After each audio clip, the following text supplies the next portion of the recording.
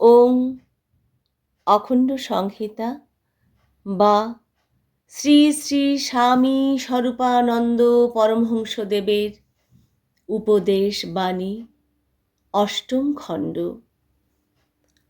ভগবানকেই মূল বলিয়া জানো। নীলক্ষীনিবাসী একটি মহিলা ভক্তকে শ্রী শ্রী বাবামণি লিখিলেন, সংসার মোহ ত্যাগ করা বা সংসার সুখ ভোগ করা, এই দুইটির একটিও তোমার নিজের ইচ্ছার আয়ত্ত বলিয়া মনে করিও না। কিন্তু এই দুইটির মধ্যে যখনই যেইটি তোমার প্রীতিপ্রদ বলিয়া বিবেচিত হইবে, তখনই সেইটি সর্বাগ্রে মনে মনে ভগবানের পাদপদ্মে সমর্পণ করিয়া তার নিকটে প্রার্থনা জানাইবে, যেন তিনি তার ইচ্ছা মতোই যেইটি তোমাকে দিবার তাহা দেন। তোমার ইচ্ছা অনিচ্ছার মুখপানে না তাকান। তাহাকেই মূল বলিয়া জানো এবং মনকে সর্বতোভাবে তাহারই পায়ে প্রেমের শিকলে বাঁধিয়া রাখো। ত্যাগ বা ভোগ তাহার অমোঘ তর্জনী হেলনে থাকুক কিংবা যাউক, তাহা লইয়া তুমি আর নিজেকে একটুও ব্যস্ত সমস্ত করিও না। তাহাকেই তোমার সর্বস্ব সমর্পণ করিয়া মন প্রাণ তার পায়ে ডালি দিয়া তুমি রিক্তা হও।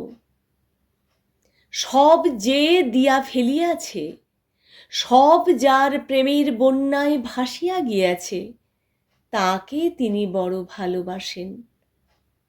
তোমার স্বামী তোমার সাথে সাথে তপব্রত ধারণ করিবেন কি না করিবেন, ইহাও তুমি নিজের ইচ্ছা বা অভিরুচির উপরে দাঁড় না করাইয়া তারই ইচ্ছার উপরে ছাড়িয়া দাও।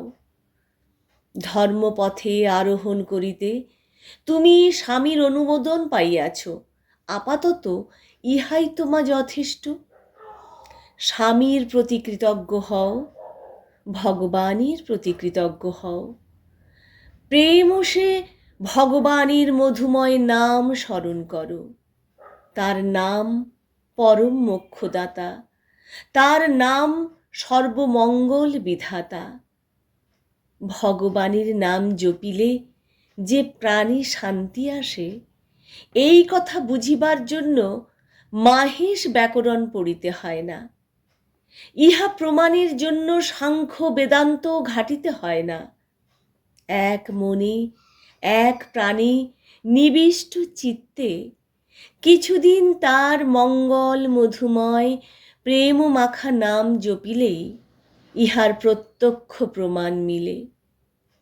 মনে প্রাণে তোমরা সাধক হও, মনে প্রাণে তোমরা জাপক হও। জপাত সিদ্ধি, জপাত সিদ্ধি, জপাত সিদ্ধি ন সংশয়। নাম যখন তোমার মুখে মিঠা লাগিবে, তখন তোমার আত্মীয় পরিজন, বন্ধু বান্ধব সকলে তোমার মতো নামের মধুরস আস্বাদন করিতে ব্যাকুল হইবে। অন্যবিধ প্রচারের অপেক্ষা রাখিবে না।